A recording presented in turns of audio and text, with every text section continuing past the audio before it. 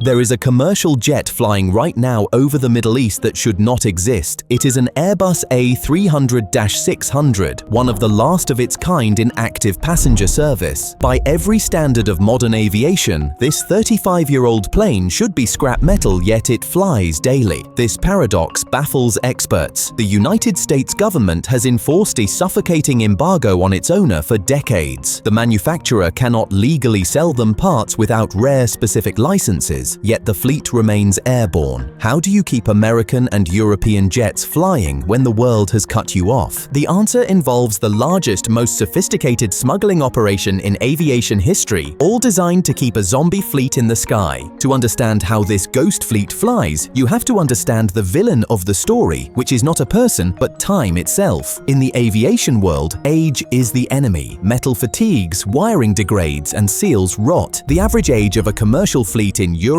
or North America is roughly 15 to 17 years. Airlines retire planes not because they will not fly, but because keeping them safe becomes too expensive. Iran's fleet has an average age of 28 years. They are flying jets that are nearly twice as old as the global standard. You are stepping onto aircraft that were built before the smartphone, before Google existed, and in some cases, before the pilots flying them were even born. But the real nightmare is not the age, it is the cannibalization trap. Right now, between 30 and 50% of the entire civil aviation fleet in the country is grounded. If you look at satellite imagery of the international airport in Tehran, you will not just see a tarmac, you will see a graveyard. Rows of Airbus A300s, Fokker 100s, and McDonnell Douglas jets are sitting in the sun, baking. But these planes are not trash, they are organ donors. Because the country cannot legally buy a new fuel pump for an Airbus A300, they have to take it from another A300. When a plane lands with a faulty hydraulic actuator, mechanics rush to the graveyard, remove the part from a grounded jet, and install it on the active one. It is a game of attrition. To keep one plane in the air, you have to sacrifice another on the ground. This creates a terrifying reality, though not a total collapse. They stave off the end by introducing domestically manufactured components and refurbished black market parts into the system. They knew this attrition was unsustainable. By the early 2020s, the trap was closing in. They were running out of donors. They needed fresh metal. But with the sanctions tightening the noose, no one would sell to them. So they decided to stop asking and instead pulled off a massive acquisition in late 2022. But to execute this acquisition without alerting the world, they had to perform a vanishing act that would leave intelligence agencies completely blind. The aviation world witnessed a magic trick in Johannesburg, South Africa. 4 Airbus A340s were sitting on the tarmac. These were massive 4-engine long-haul jets previously operated by Turkish Airlines. They had been retired and were looking for a buyer. Suddenly, a registered company in Hong Kong stepped forward. They paid millions for the 4 jets. The paperwork was immaculate. The flight plans were filed with international aviation authorities. These planes were declared as ferry flights, which are empty planes moving for storage or maintenance. The destination on the manifest was Uzbekistan. It made perfect sense, as Uzbekistan is a common storage location for old Soviet-era and Western jets. The pilots boarded, the engines fired up, and 4 massive airliners took off from South Africa, heading north. They flew over Africa, crossed the Red Sea, and entered Iranian airspace. And then they went dark. One by one, the transponders were switched off. The planes vanished from civilian radar. Air traffic controllers in Uzbekistan waited, but the planes never arrived. For a few hours, 4 commercial airliners simply ceased to exist. The aviation community was in chaos, wondering if they had crashed. Hours later, satellite imagery solved the mystery. The 4 Airbus A340s were spotted parked at the international airport in Tehran. The paint was fresh, the registration numbers were being changed. They had not been hijacked, they had been delivered. This was a blindside. Western intelligence was furious, wondering how 4 massive jets slipped past the most scrutinized blockade in the world. The investigation revealed a sophisticated shell shell game.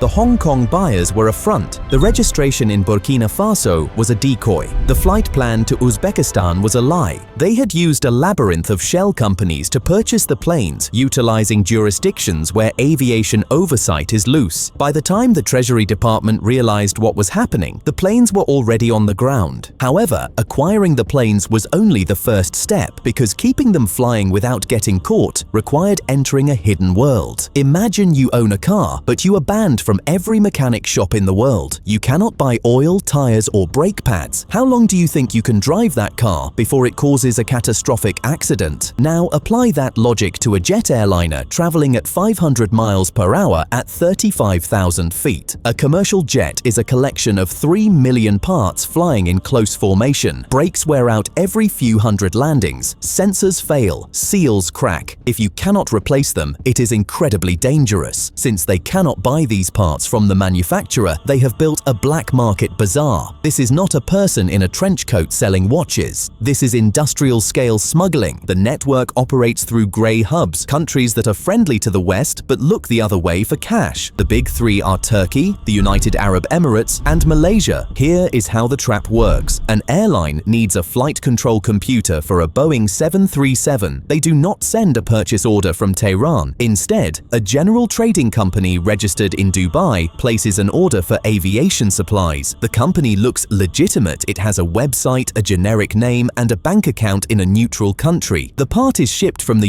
US or Europe to Dubai. Everything looks legal. The customs declaration says it is for a local logistics firm, but once that part hits the warehouse in Dubai, it vanishes. It is reboxed. The labels are changed. It is loaded onto a cargo vessel crossing the Persian Gulf or tucked into the cargo hold of a passenger flight. By the time the manufacturer realizes their part is in a sanctioned country, it is already bolted onto a jet engine. Yet, simply securing the supply chain was not enough, as they soon realized they were building a fleet out of dangerous scraps and uncertified metal. But this survival comes at a devastating cost. Because this supply chain is illegal and risky, they pay a sanctions premium. Middlemen, smugglers, and corrupt customs officials all take a cut. Reports suggest they pay a massive premium above market value for every single bolt and screw. Worse, they often are not getting new parts. They are getting second-hand scraps. The global aviation black market is flooded with parts from retired aircraft. When a plane is scrapped in Arizona, its parts are sold off.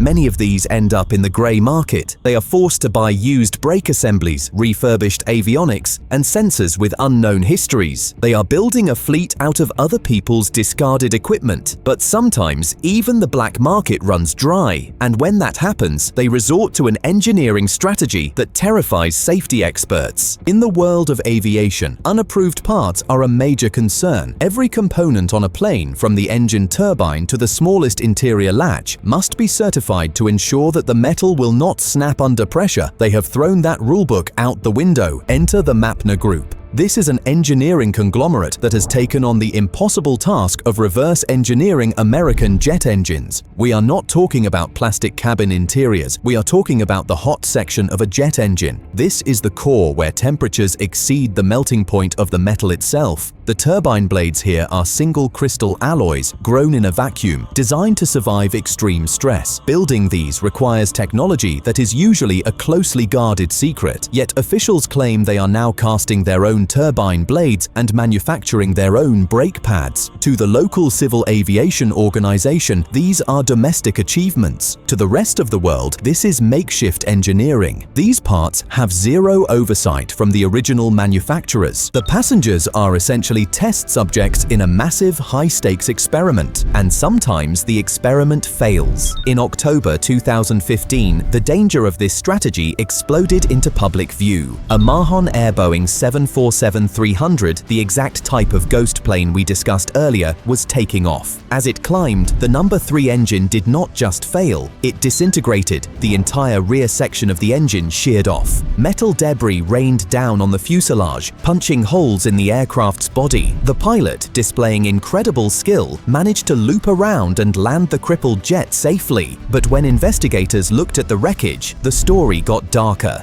The official reports pointed to missed inspections. The turbine discs had exceeded their life cycles. This is the direct result of being cut off from original manufacturer support. When you do not have the manufacturer looking over your shoulder, maintenance schedules slip. Mandatory replacements become optional suggestions. The engine literally tore itself apart because it was pushed past its breaking point. This incident should have been a wake-up call. It should have grounded the fleet, but it did not. They simply hauled the 747 back to the hangar, found another engine, likely from the graveyard, bolted it on, and sent it back into the sky. With their engineering limits reached and safety compromised, they turned to an old ally for help, only to discover a shocking technological trap.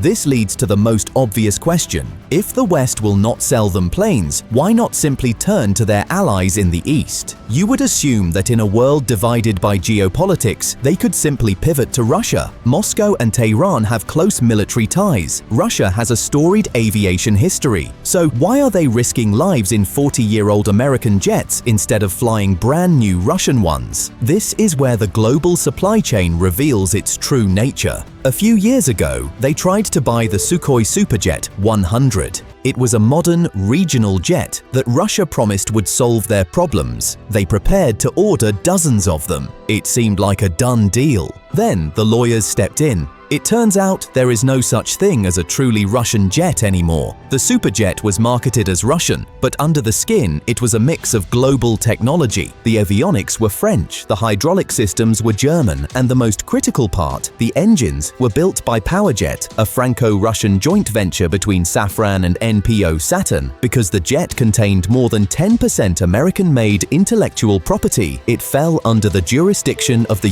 US Treasury. This is the reach of the American financial system. It does not matter if the plane is built in Siberia. If the engine control software was coded in Ohio, the US government has a veto. Washington blocked the sale. Russia tried to scramble. They attempted to modify the jet, replacing Western parts with domestic ones to bypass the sanctions. But the engineering challenge was too great, and the timeline was too slow. The trap snapped shut. They realized that even their strongest allies were handcuffed by the dominance of Western aerospace technology. They were alone. This realization forced them back to the scrapyards. It forced them back to the black market. It forced them to keep the zombie fleet alive, because there was literally no other option. History shows there was only one brief moment when the sun broke through the clouds. In 2015, the nuclear deal was signed. By early 2016, the aviation sanctions were lifted. The mood was euphoric. They immediately placed historic orders. They ordered 100 jets from Airbus. They ordered 80 from Boeing.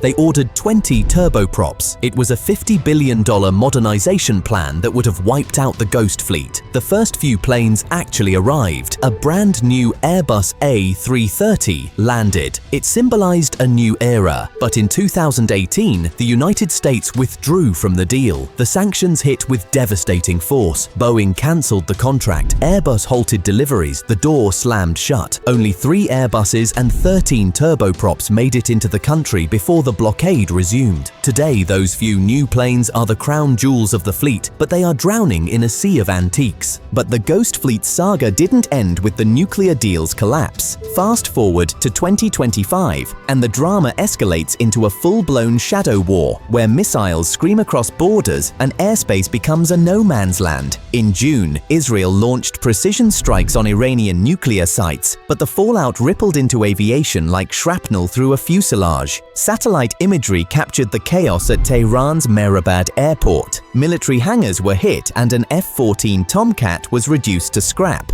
but the civilian runways remained intact. For days, Middle Eastern airspace shut down, forcing global carriers to detour thousands of miles around the powder keg. During the shutdown, Iran's civilian fleet was grounded, leaving the skies eerily silent. But the strikes exposed a vulnerability. Those patched-up engines and smuggled avionics aren't built for wartime evasion, yet defiance burns hotter than jet fuel. Whispers in aviation circles reveal Iran recently pulled off another phantom heist. 5 Boeing 777s, wide-body bodies with range to mock sanctions slipped into the fleet via shadowy routes. Officially, they came from neutral sellers. They realized that even their strongest allies were handcuffed by the dominant designed to obscure the jet's true destination. These aren't relics, they're modernish beasts, ex-Singapore Airlines aircraft that later flew for Thailand's Nokscoot before being pulled from storage in Cambodia. Washington fired back, adding 29 firms in China, Turkey, and the UAE to the entity list for funneling parts to Iran's military-industrial machine. But the damage was done. The 777s are airborne in 2025, hauling passengers while Western spies scramble to trace the serial numbers. They attempted to modify the jet, replacing Western parts with domestic,